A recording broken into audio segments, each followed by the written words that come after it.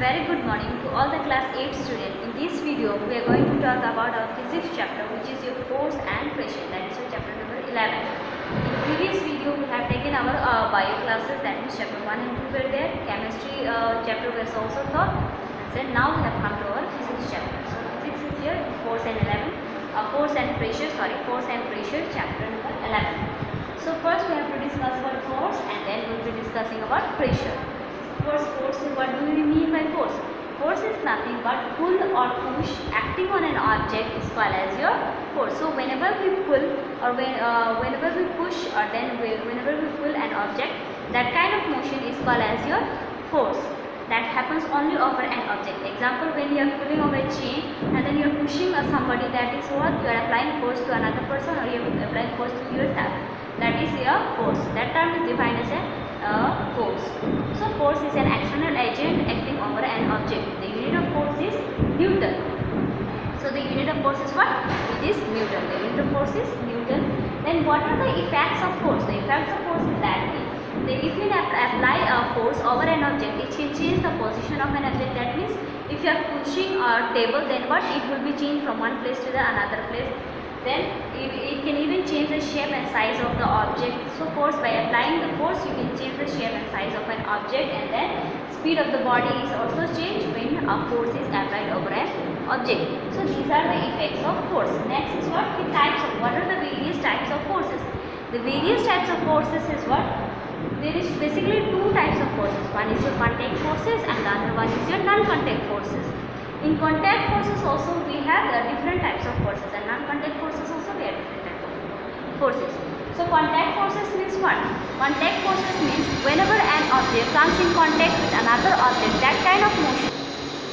So contact forces means what? When two different objects is in contact with each other and force applied over that object is called as your contact forces. That means when two objects is in contact with each other and forces is applied there, that kind of motion force is called as your contact forces. So contact forces is of type muscular type of forces is called as your contact forces, then frictional forces. So contact forces basically we have two types. One is your muscular force and then frictional force. Muscular force means any kind of force which we humans do with our body. That kind of force is called as your muscular force. Example, if we are using our hand to pull or push any kind of an object, that kind of motion is called as your muscular force. That means we are using our muscle to pull and push an object. That means the force of muscle is applied over an object. So that motion is called as your muscular force. Then frictional force means what? When two surfaces are in contact with each other. Example, there is a table. Then the table is in contact with what? It is in contact with the ground surface. That means it is contact with the floor surface. So when we are moving the table, sliding the table over the ground surfaces, there is a contact between the ground surfaces as well as with the table. So there is a force acting over the table with the ground forces, and that force is a frictional force. The frictional force is a force which opposes any kind of motion. That means the frictional force will oppose the force which is acting over it.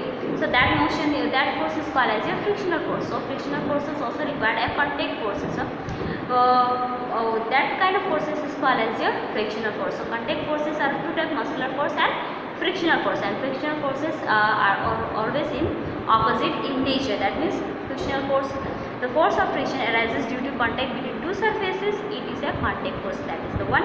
And then frictional force is a force that slows the things. So you can say that frictional force is a force that which slows the things down or prevents things from moving. That means what?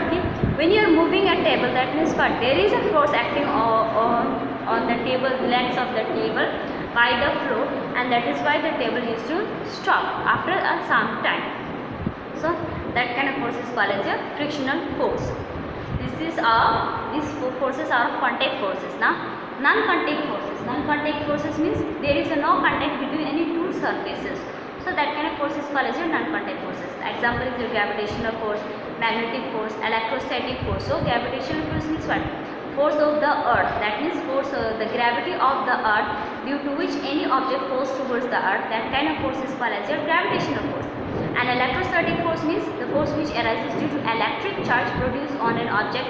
That kind of force is called as your electrostatic force. Example, when we rub a comb or a scale over with our hand and then we try to take pieces of paper spread there and then you put that scale or comb over there, then the pieces of paper will be attracted with the comb or it will be attracted with your scale.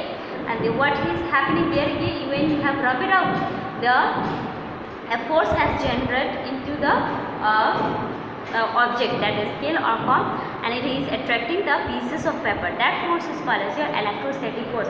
That means what, the electric charge has developed in the object and then it is attracting another object. So that kind of force is called as your electrostatic force. Next is what, magnetic force. So magnetic force, we know that the force which arises due to the magnetic effect is called as your magnetic force.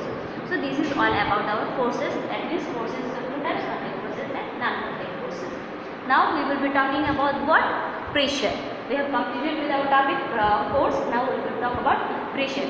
Pressure is defined as force per unit area. That means whenever there is a force, there will be a pressure. Because pressure is defined as what?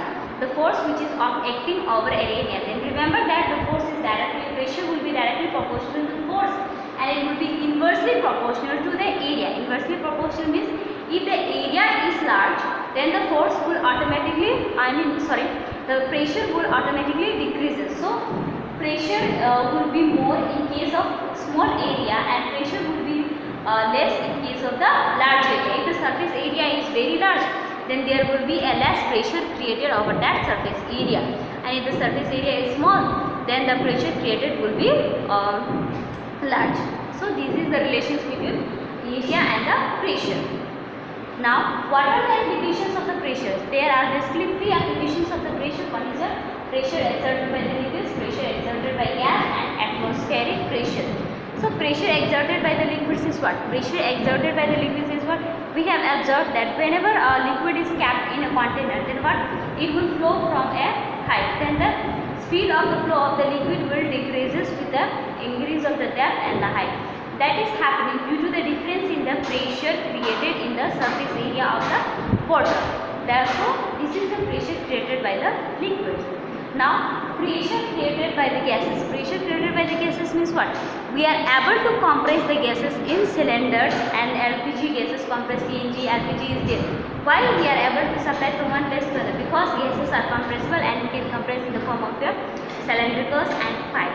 So this is the pressure. Since because the gases are compressed, so pressure has been exerted over the gases, and then since it has been exerted, we are able to compress the gases into cylinders and CNG films, and then it is used in pipes and cylinders form. So this application is used for LPGs and CNGs exerted by the gases. Now is what? Atmospheric pressure. Atmospheric pressure we have observed when we travel over mountains. Best example will be atmospheric pressure is always there each and everywhere else, but we do not feel that pressure due to the pressure exerted by the human body also. That is what even our body is also exerting pressure, and atmospheric pressure is also there. So both of them equals each other and then the pressure is cancelled out, that means negative is. So that is why we do not feel the atmospheric pressure.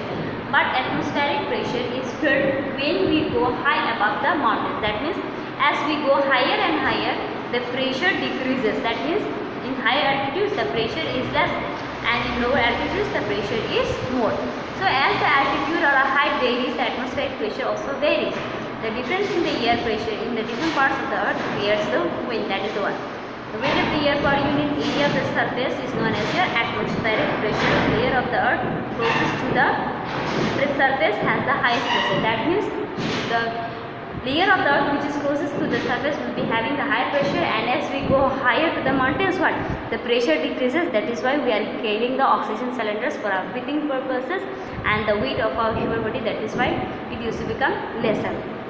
So this is the reason why atmospheric pressure is near to the surface area is more, and in the higher altitude it is less because the masses there is less for that reason. So these are some of the applications of the pressures. That means pressure exerted by liquids is there, pressure exerted by gases is there, and atmospheric pressure is there. You even go through your book so that you will have a very clear concept about your chapter, and then watch the video too. so that you will not have any doubt related with your chapters. Thank you.